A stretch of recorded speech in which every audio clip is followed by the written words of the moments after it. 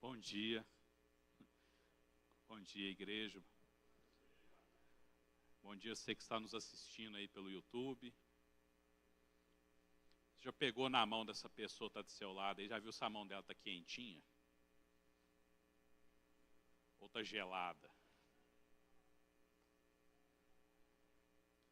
Essa época de frio, o pessoal fica mais enrustido, né, gente? Fica mais... É uma época boa para você ficar mais mandruvá, né, Luciano? Ficar mais perto, né? Mas que alegria a gente estar aqui com vocês essa manhã. Nós estamos reunidos na presença do nosso Deus novamente. E, em nome de Jesus, eu tenho certeza que nós vamos ter um bom tempo agora, nesses minutos que nós temos, para que nós sejamos ministrados pela palavra e pelo Espírito Santo de Deus. Eu tenho certeza que isso é suficiente para nós. Amém? O Luiz vai colocar para nós aí a apresentação. Olha que chique, gente. Trouxeram café para o pregador. Essa equipe é maravilhosa. Nós estamos aí, queridos, num tema no mês, fé para o extraordinário. E a ministração que o Senhor colocou no meu coração vai justamente nesse sentido. Uma fé extraordinária. Para que nós possamos entender um pouquinho a respeito dessa palavra tão simples, tão pequena, mas ao mesmo tempo tão poderosa. E que, por vezes, nos causa dúvidas. Afinal de contas, o que é fé, pastor Horácio? Será que fé é um bilhete de loteria? Um bolão da Copa do Mundo? Será que fé é algo que se vende engarrafado na prateleira do supermercado? Será que fé é uma simpatia? O pastor Horácio da minha época deve conhecer as simpatias, né? Então, a gente já fez muita simpatia, né? Eu tenho certeza que alguns irmãos aí conhecem bem essa questão também. E tantas coisas, assim, aparentemente é uma palavra que está presente, que faz parte do nosso dia a dia, que está ali no nosso meio. É muito comum a gente escutar, né? Vou ali fazer um jogo da Mega Sena, porque eu tenho fé que os meus credores serão honrados com aquele prêmio. Mas o fato é que fé é um atributo maravilhoso que está ligado diretamente à pessoa do próprio Deus. E quando a gente vai, pode passar, Luiz, por gentileza, quando nós vamos para o contexto da Escritura, da palavra de Deus, nós entendemos que a fé, ela tem uma explicação, uma autoexplicação bíblica, que está no livro de Hebreus, no capítulo 11, versículos talvez muito conhecidos por nós. O Luiz vai colocar para nós aqui. Mas você pode abrir sua Bíblia também, no livro de Hebreus, do capítulo 11, a partir do verso 1. Vai trazer para mim e para você uma definição objetiva do que é fé.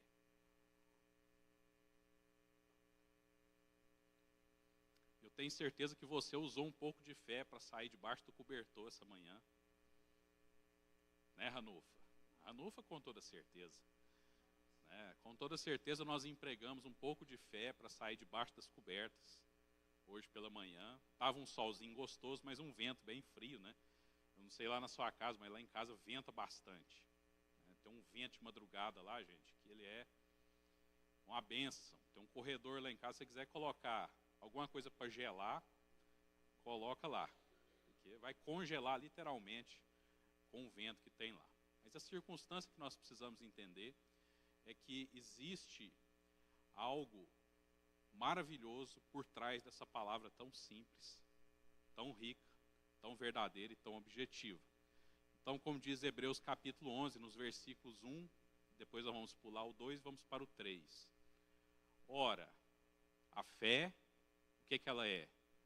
A certeza de coisas que se esperam.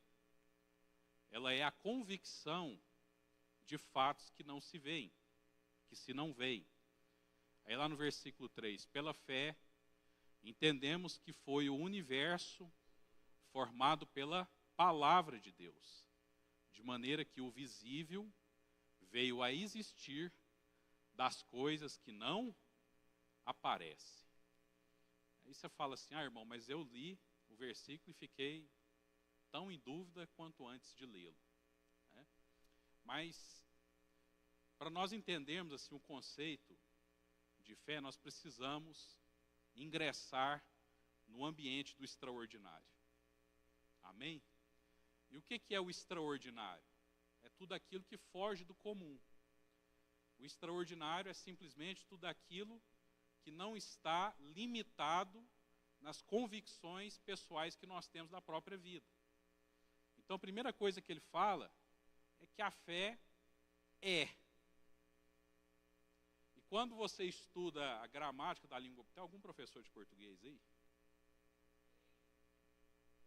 A irmã Cleide, se eu falar alguma besteira, irmã, você me corrige, viu? Porque tem muitos anos que eu já não frequento os bancos das escolas, mas eu tive excelentes professores de português. Inclusive a professora Raquel, uma excelente professora de português que eu tive na escola. E ela ensinou muito sobre o verbo ser. Né? E nós aprendemos na escola que o verbo ser, ele é um verbo de ligação. E nessa condição, por ser um verbo de ligação, ele exige um objeto que seja direto ou um objeto indireto. Ou seja, ele exige um predicativo do sujeito. Falei besteira, Cleide? Exatamente. Ganhei nota. Passei na prova. Então, assim, o verbo ser ele é um verbo de ligação. Ou seja, ele exige uma explicação para que o sujeito que está executando aquela oração, que está redigindo aquela redação, ele seja perfeitamente explicável. E na condição de um verbo de ligação, a primeira coisa que a palavra revela para mim e para você é que fé ela é uma certeza. Diga isso para a pessoa que está do seu lado. Fé é certeza. E isso, querido, já é de extrema importância. Porque é justamente o conceito de certeza que vai distinguir a fé da expectativa. Amém?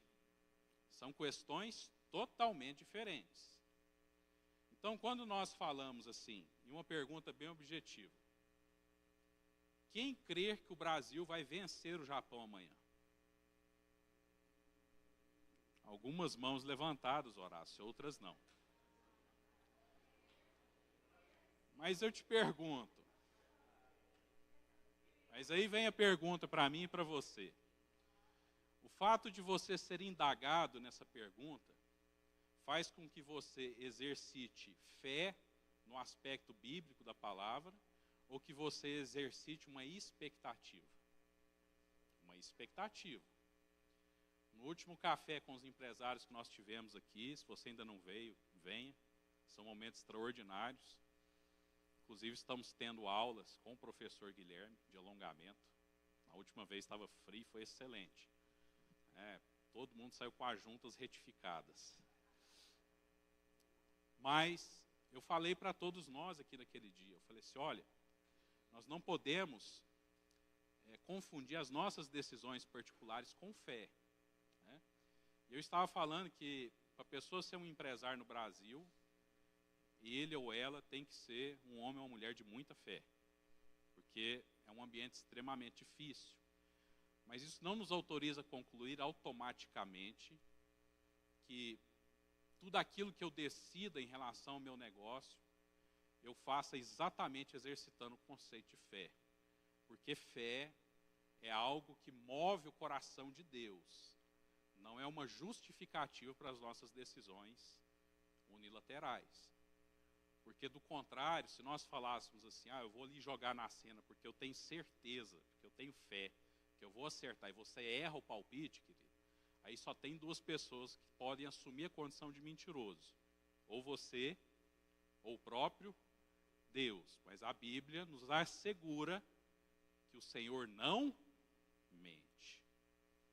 Então, existe uma diferença substancial entre certeza e expectativa.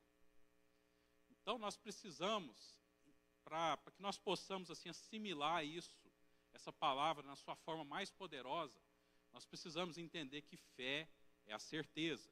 E no próximo slide, por favor, Luiz. Certeza diz respeito a algo pleno, a uma segurança plena, a convicção absoluta ou conhecimento claro de que algo é verdadeiro. Ou seja, de que algo é absoluto, de que algo, mesmo que invisível, é concreto, de algo que toma uma proporção inabalável no meu e no seu coração. Então, para nós ingressarmos no ambiente da fé, nós precisamos necessariamente abandonar o ambiente das simples expectativas. Possivelmente você veio aqui essa manhã, ou você está nos assistindo aí essa manhã da sua casa, do seu trabalho, de qualquer outro lugar, e você foi movido ou movida por uma expectativa, talvez muito bem intencionada, talvez muito bem colocada, mas existe um desafio maior para mim e para você: transformar as nossas expectativas em certezas. E para que isso aconteça na prática, nós precisamos fazer uma revolução na nossa mente. Porque nós precisamos entender que o nosso relacionamento com o Senhor, ele precisa ser azeitado, untado. O pessoal usava muito essa expressão, untar a vasilha. Precisavam untar a forma para assar o bolo. Ela precisa ser preparada para que nós venhamos experimentar uma fé certa, uma fé que acredita firmemente estar na posse da verdade. Quantos acreditam que quando estão se relacionando com o Senhor, estão na posse da verdade? Amém, queridos? Isso é extremamente essencial para que eu e você possamos progredir no nosso caminho de conhecer e de experimentar milagres maravilhosos através de uma fé extraordinária. Porque o próximo conceito que eu e você precisamos entender e dominar é justamente o da convicção. Porque o texto diz que a fé é a certeza, mas ela também nos revela que fé é uma convicção. Gente, isso tem um negócio que está ficando raro hoje em dia, é convicção. Em tempos onde as coisas têm se transformado em algo assim muito subjetivo, muito, eu diria assim, impalpável. Hoje você assiste um vídeo, você não acredita se aquilo é verdadeiro, se aquilo foi gerado por inteligência artificial. E outro dia a gente estava conversando com o irmão Dorival ali, ele falou assim: esse negócio de IA eu não gosto muito não, eu gosto de ID, inteligência divina, irmão? Então, o que vai, querido, nos livrar das ciladas, dos enganos que muitas vezes a IA ou qualquer coisa possa tentar nos entender, nos dissuadir do caminho da verdade? É investir na ID, na inteligência divina. E a inteligência do Senhor, ela nos leva a um caminho de convicção. O próximo, por favor, irmão.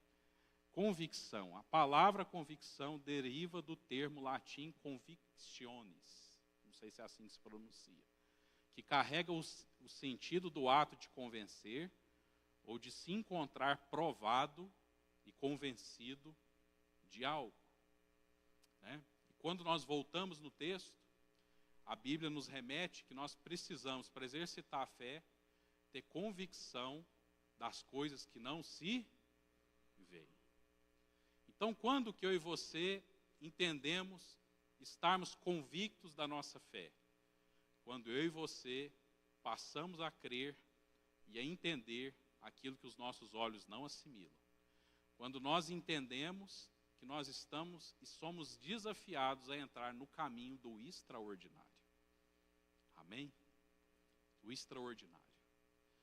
A nossa visão, a nossa mente, os nossos sentidos humanos nos limitam.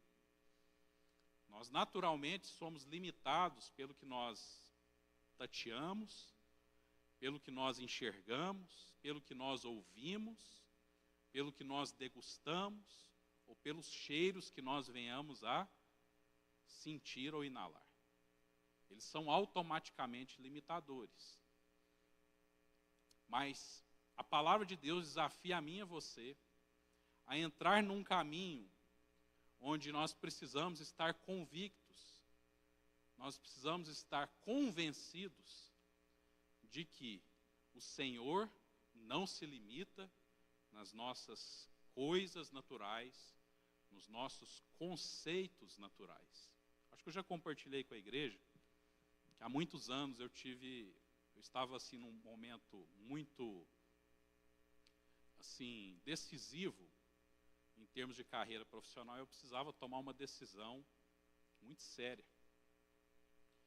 E eu estava orando, buscando ao Senhor, e uma noite eu tive um sonho. Esse sonho foi muito emblemático, porque ele se limitava a um quarto escuro, assim, um ambiente muito escuro, e a única coisa que existia naquele ambiente era um facho de luz que iluminava uma escada comum. E uma voz falou assim para mim, vamos, venha e suba a escada. E eu comecei a subir os degraus daquela escada, e à medida que eu subia os degraus daquela escada, a luz se tornava menos intensa, se tornava mais difícil enxergar os degraus daquela escada. E subir a escada já não é um negócio muito bom. Agora imagina você fazer isso no escuro, viu, irmão? Mas aquela luz, ela iluminava os degraus daquela escada, mas em um determinado momento eu parei, porque eu já não mais enxergava os degraus da escada. A minha visão não contemplava mais nenhum degrau, como se eu estivesse no último, olhando para o abismo. E eu fui desafiado pela mesma voz, assim, continue subindo. Eu falei assim, não tem jeito, eu vou cair, assim, eu vou desabar aqui, o resultado não vai ser muito bonito. Mas eu fui desafiado, eu hesitei no primeiro momento, fiquei um tempo ali relutando com aquilo, mas até o momento que eu entendi que eu precisava subir aquela escada pela fé. Eu precisava entender que a minha mente não poderia ficar limitada naqueles degraus físicos que o meu olho natural enxergava. E foi uma experiência extraordinária quando eu levei o meu pé para o próximo degrau, mesmo sem vê-lo, ele se firmou. Porque naquele momento eu aprendi que eu precisava firmar os meus pés na fé verdadeira. Eu precisava tirar os meus olhos da minha fé expectativa natural, de expectativa visual, de expectativa experimental ali, como se eu estivesse apalpando esse pedestal que está aqui ao lado.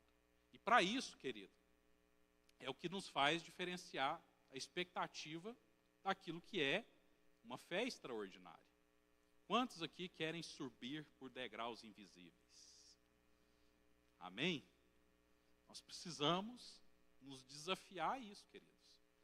Nós precisamos nos tornar convictos da fé que nós professamos. Nós precisamos entender que nós temos nas nossas mãos, e quando eu digo nas nossas mãos, a palavra de Deus, as provas necessárias para que nós possamos decidir por um caminho de fé extraordinário.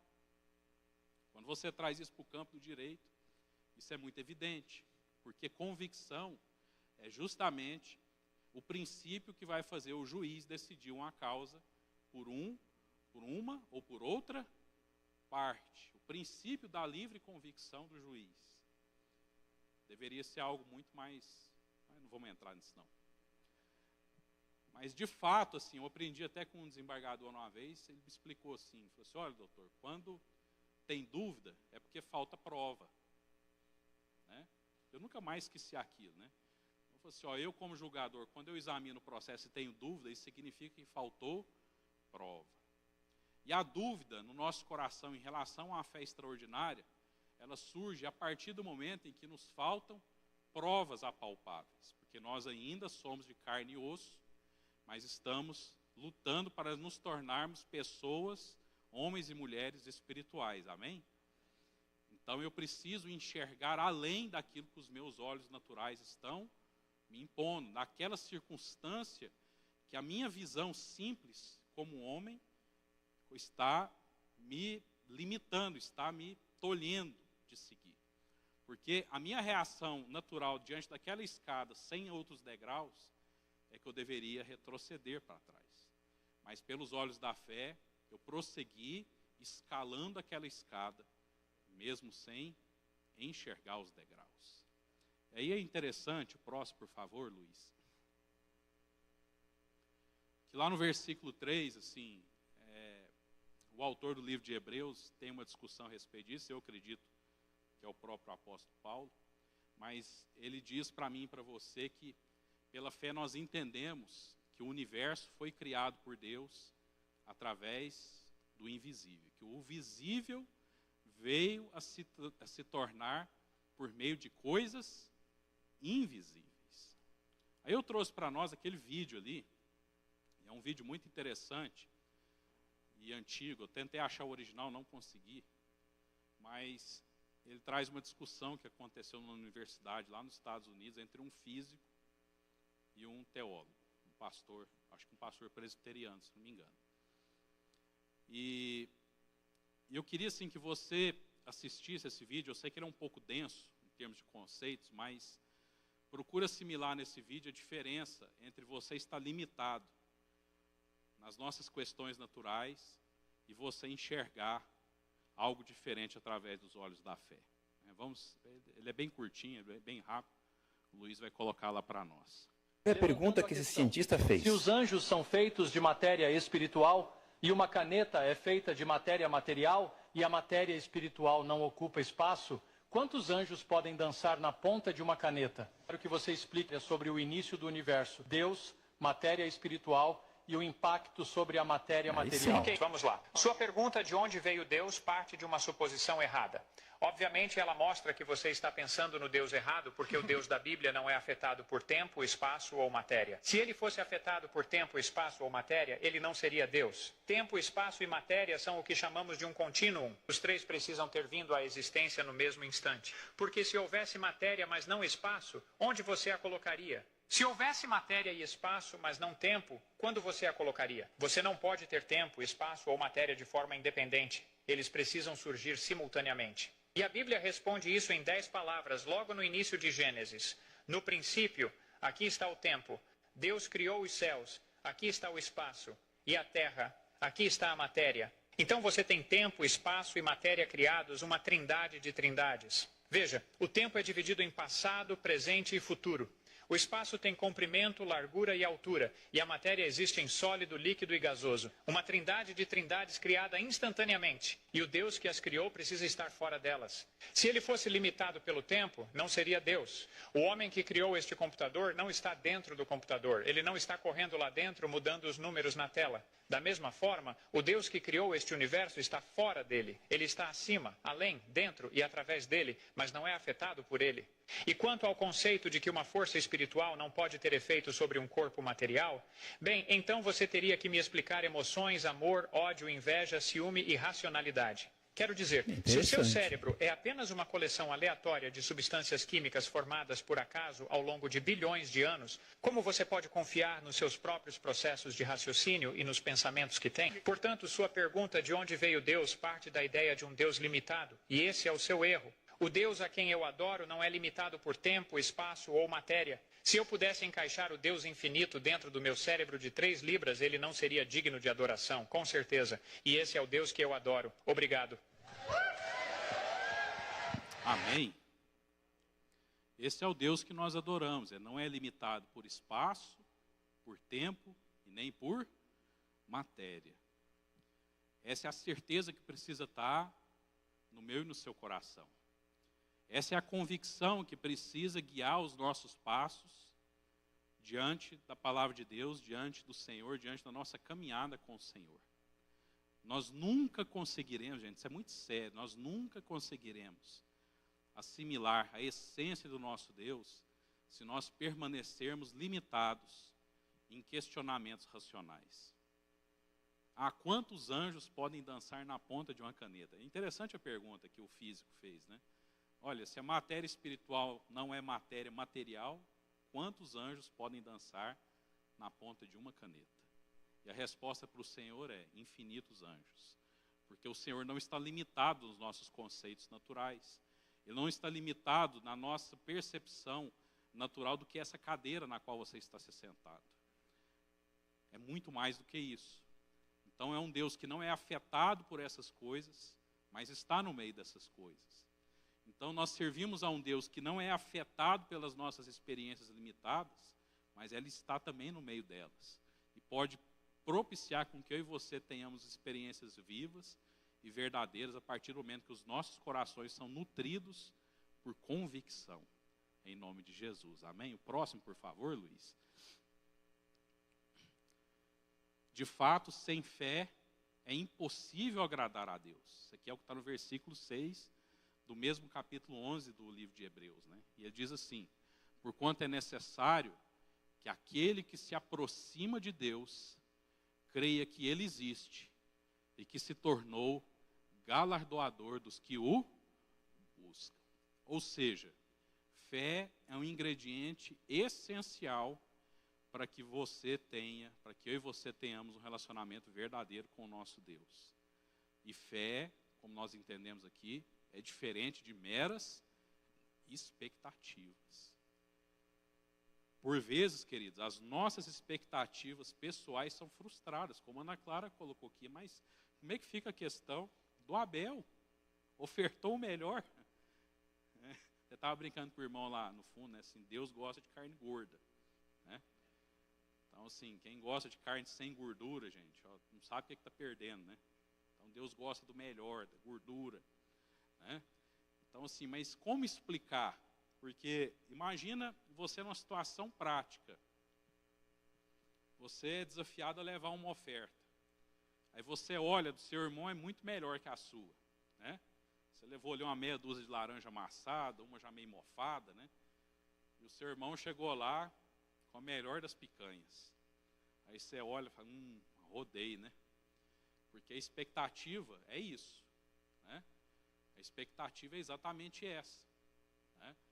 É isso que não pode estar no coração da seleção brasileira na segunda-feira. A expectativa que o adversário é um time fraco. Não pode acontecer isso. Precisa ter a convicção de que o adversário merece atenção e que nós temos a condição plena de superar aquele desafio. É totalmente diferente. Totalmente diferente. Mas o que dizer a respeito do Abel? Levou o melhor e foi assassinado pelo irmão, né? Então imagina se a nossa fé estiver presa nas nossas expectativas naturais, né? Hoje talvez você trouxe uma oferta de excelência para o Senhor.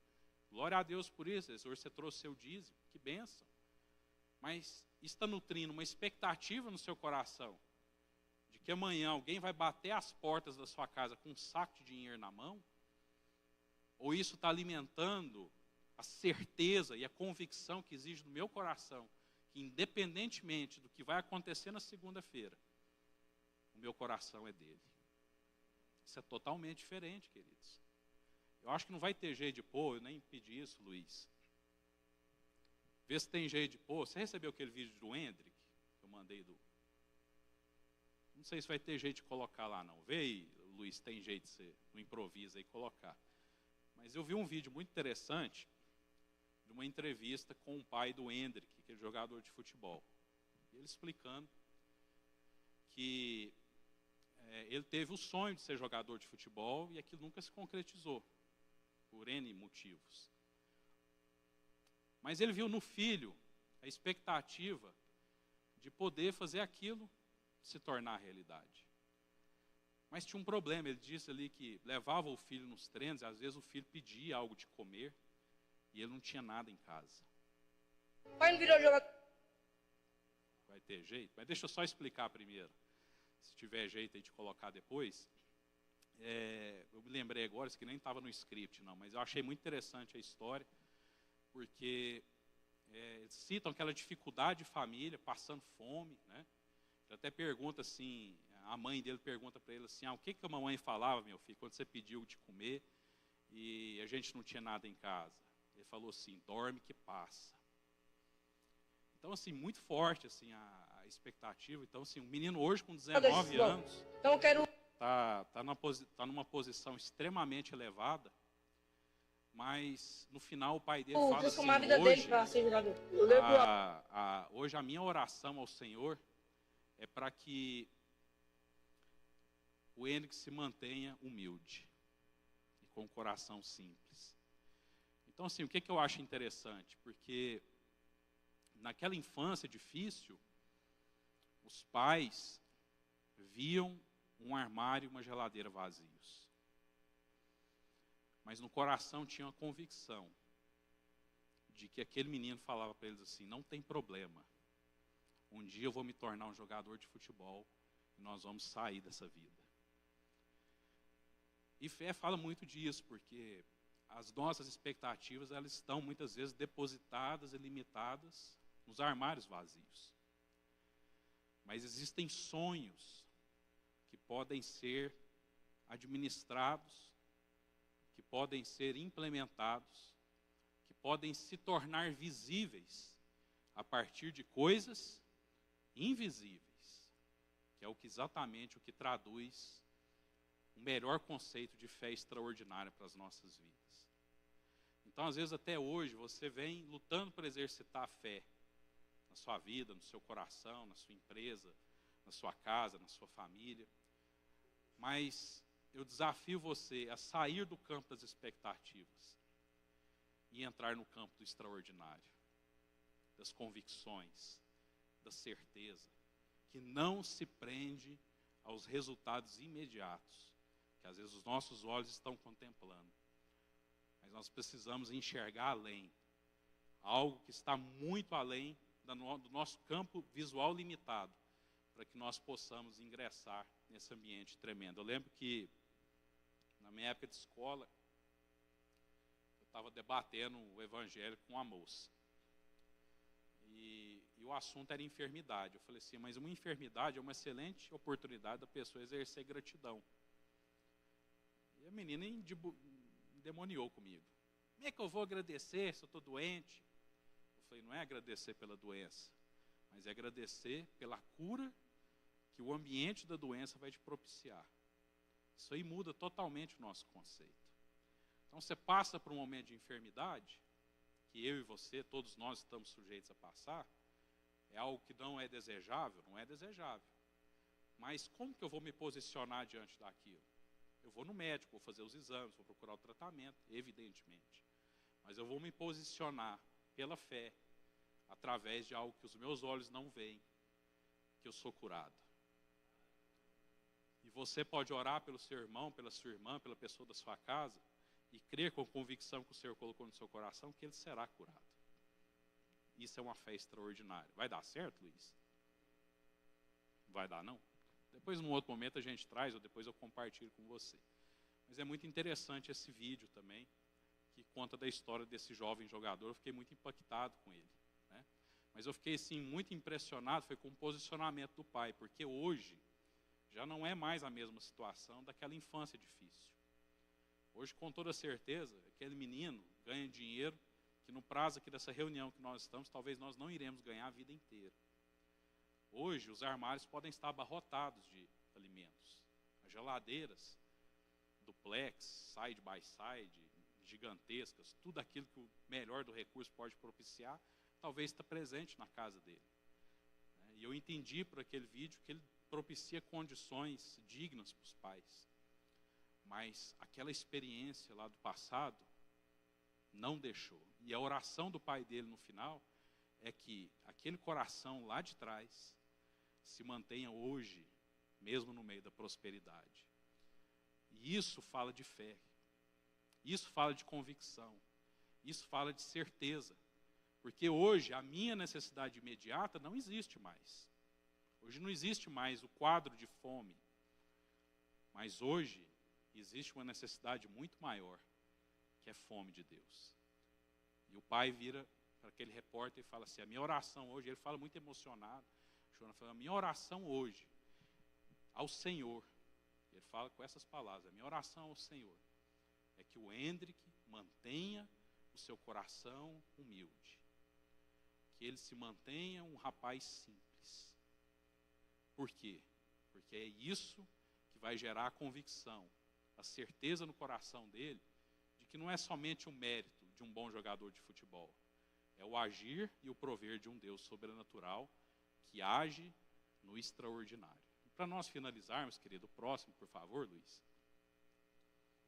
Só para a gente ilustrar, e aqui eu vou recorrer à Escritura para ler, esse trecho da palavra de Deus, que fala do centurião romano que procura Jesus, né, talvez muito conhecido. Procura Jesus porque ele está justamente passando por uma situação de enfermidade dentro da casa dele. A Bíblia diz no Evangelho de Mateus, no capítulo 8, a partir do versículo 5, que tendo Jesus entrado em Cafarnaum, apresentou-se-lhe um centurião implorando. Assim, o texto é muito forte, implorando. Senhor, o meu criado jaz em casa de cama, paralítico, sofrendo horrivelmente. E a resposta de Jesus no versículo 7 é imediata. Ele diz assim, Jesus lhe diz, eu irei curá-lo. Mas o centurião respondeu, Senhor, não sou digno que entres em minha casa, mas apenas manda com uma palavra e o meu rapaz será curado. Versículo 9, pois também eu sou um homem sujeito à autoridade. Tenho soldados às minhas ordens e digo a este, vai, e ele vai. E a outro, vem, e ele vem. E ao meu servo, faze isso, e ele o faz. Ouvindo isto, admirou-se Jesus e disse aos que o seguiam, em verdade vos afirmo que nem mesmo em Israel achei fé como essa. Em versículo 13, ele diz assim, então Jesus disse ao centurião, vai-te, seja feito conforme a sua fé. E naquela mesma hora, o servo foi curado. Imaginem a cena. Imaginem a cena disso acontecendo. Jesus é abordado em Cafarnaum. A Bíblia diz que multidões o seguiam. E, de repente, um centurião romano. O que isso é importante, né? Centurião significa que ele comandava uma centúria de 100 homens. Mas a Bíblia diz que ele chega como? Sozinho. Desarmado. E o fato dele ser romano, ser um militar romano, também diz muito, porque eram povos antagônicos entre si. Você conhece a história, você sabe que o povo de Israel, os judeus, eles eram subordinados ao jugo romano e viviam debaixo de uma opressão terrível. Mas a Bíblia diz que justamente um militar romano chega próximo a Jesus e, como militar romano, e adotando certamente as crenças romanas, as crenças pagãs romanas, acreditava em vários deuses, acreditava em outras entidades e outras circunstâncias, mas ele chega justamente para Jesus e fala assim, Senhor, o meu servo está em casa, ele está sofrendo horrivelmente, ele vai morrer. E a resposta de Jesus, mesmo diante de um inimigo, que poderia ali se valer daquele subterfúgio para prendê-lo, para detê-lo, a reação de Jesus é imediata. Eu irei orar por ele, eu irei salvá-lo. Mas é muito interessante a reação daquele homem. Fala assim, Senhor, eu não sou digno que entres na minha casa. Imagina como que ia ficar a situação daquele militar romano. Se os seus comandados vissem ele levando alguém que já levantava suspeitas no meio daquele povo, entrando na casa dele. Mas ele externa algo interessante, ele fala assim, eu sei o que é viver sob autoridade. Eu digo para os meus homens, saiam daqui e vão para lá, eles vão. Saiam de lá e voltem para cá, eles vêm. E ele é muito categórico ao afirmar para Jesus, se o Senhor der uma ordem, isso será suficiente para que ele seja curado. E Jesus para todo mundo e fala assim, olha, nem no meio de vocês, né? Fala assim, ó, Jesus Se fosse aqui hoje, eu falaria assim, ó, nem no meio de vocês aqui da igreja, eu vi uma fé tamanha como a desse homem incrédulo. Isso diz muito sobre os conceitos que nós estávamos trabalhando aqui. Certamente, aquele militar romano de alta patente já teria procurado os recursos disponíveis na época. E nenhum deles, possivelmente, surtiu efeito. Mas, um dia ele ouviu falar de Jesus. E aquilo não gerou só uma expectativa no coração daquele homem. Aquilo gerou fé. Ele tinha certeza daquilo que ele poderia pedir. E tinha convicção de que seria atendido. E ele de fato foi. Uma questão simples. Senhor, basta que o Senhor dê uma ordem. E o meu servo será curado.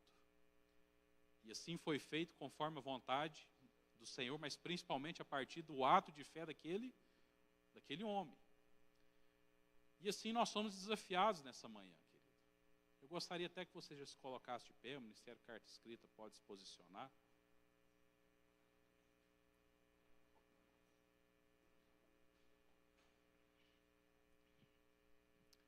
Porque pode ser que eu e você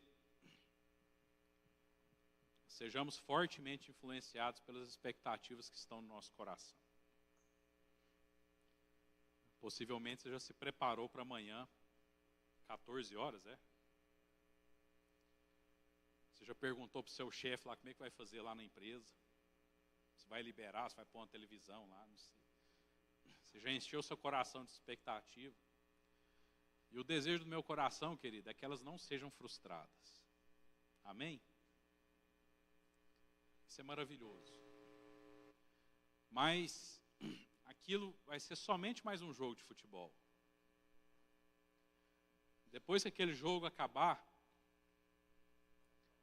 nós certamente seremos desafiados a revisitar aquilo que estava angustiando o nosso coração antes daquele momento de pausa, de euforia, e que eu espero que seja de alegria.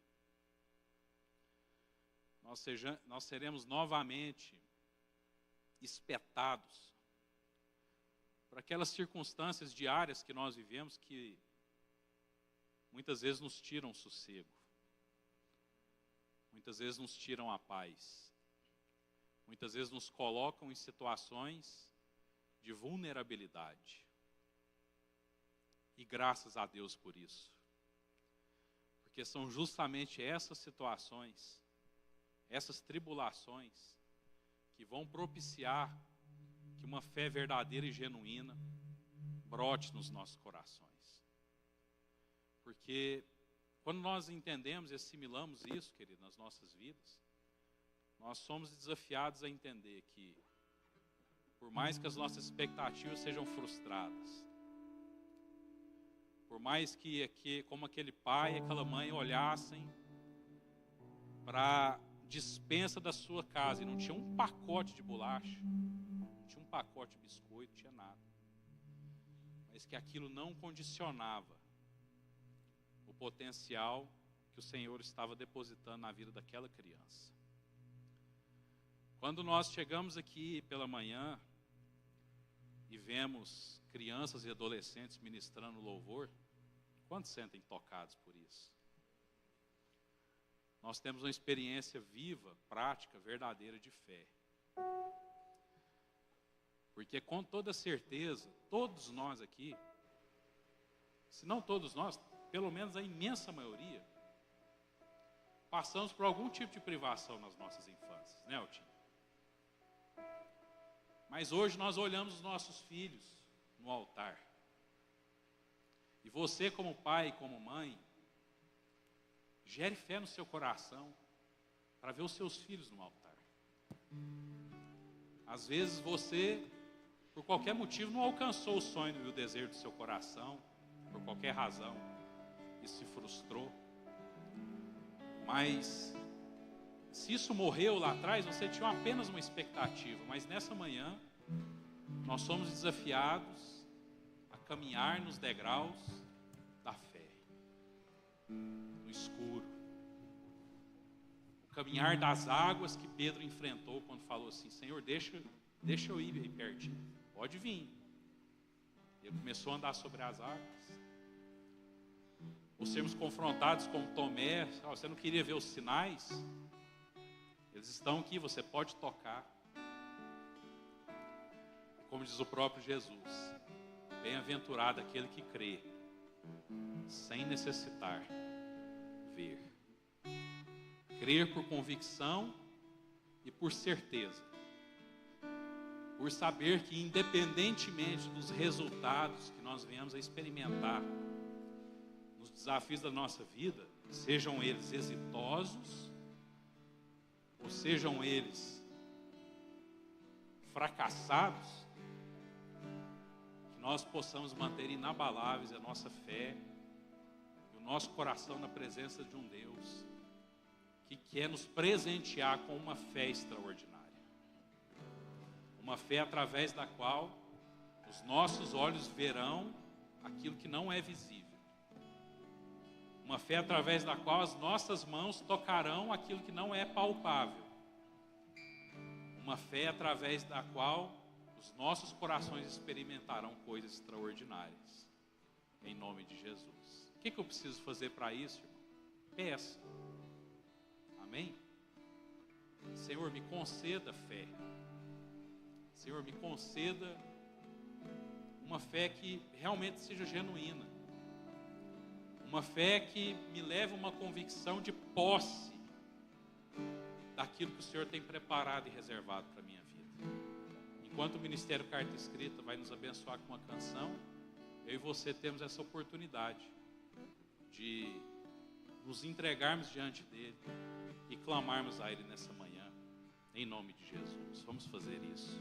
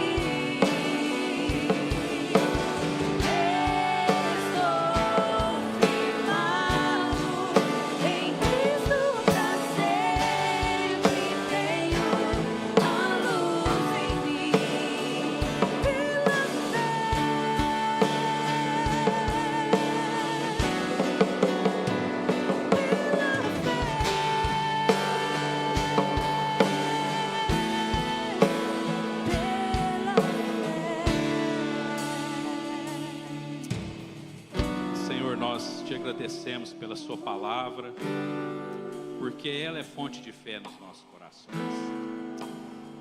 Nós te agradecemos por tudo isso que o Senhor ministrou nos nossos corações, aqui nessa manhã. E na condição de filhos, nós pedimos, nos conceda fé.